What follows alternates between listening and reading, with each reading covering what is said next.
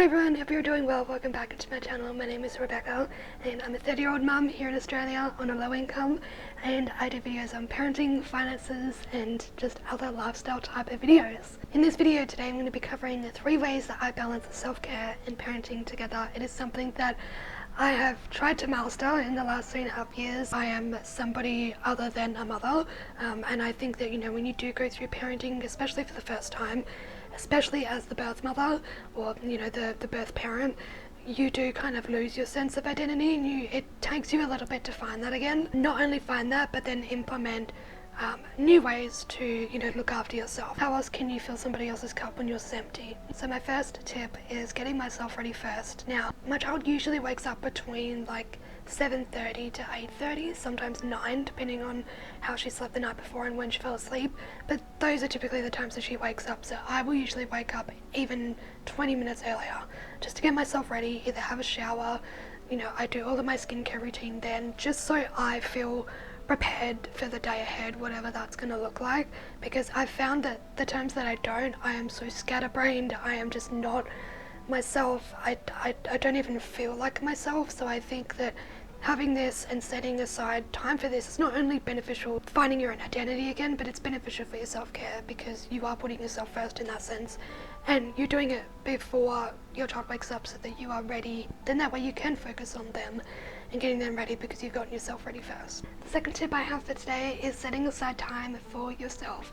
I know this can be very, very challenging, especially when you have more than one child. I'm very lucky in a way that I do only have one child, but in saying that, she does have a lot of challenges. No matter how many kids you have, I think that it's really, really important to try and set time for yourself. I think I can safely say for the most of us parents that usually our alone time is laying in bed way past midnight and then regretting it in the morning. But I think it's also crucial to set aside time, not for yourself, but for your relationship if you are in one. I think that's really, really important, whether it's when the kids go for a nap or when the kids are out with family or friends or at school or whatever it is. Really setting that time and really setting your intention on doing things for yourself, having fun, being like a human other than a parent, because I definitely think that you do get lost in that when you are a parent. I think it really helps find yourself again quicker because you're doing the things that you want to do without the child around. For example, I love colouring in.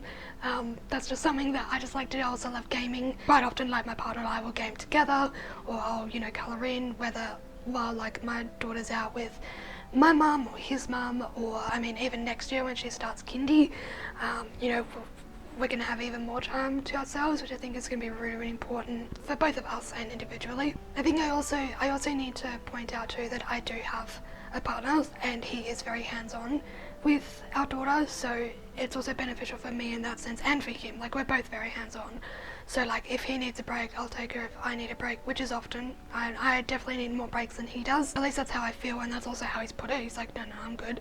But I do also make a point to be like, no, you also need a break. So we do kind of balance each other out with that. We are very vocal and I need a break, can you take her?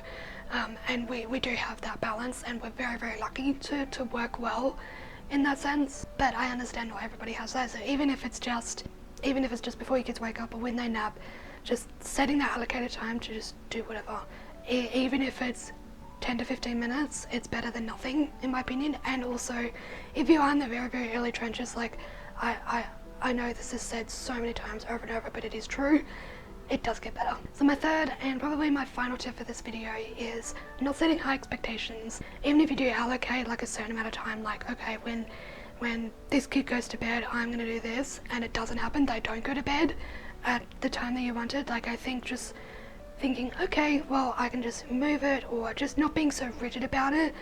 You can have a somewhat of an allocated time, but just don't have the expectation that you're going to be able to do that, because parenting, you have no control, so you're not always going to be able to meet your own expectation of wanting that time for yourself. And that's just, unfortunately, that's just the truth. It's just how it is with parenting. But in saying that, I also don't want that to be taken as oh, well, we may as well just not do it if it's not going to happen. It's really just lowering your expectation and not setting them so high, so that if it does happen where you can't set that time for yourself for that day, you're basically not going to set yourself up for disappointment, you know what I mean?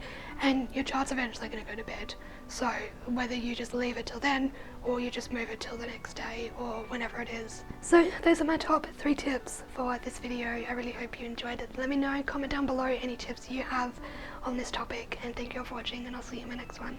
Bye!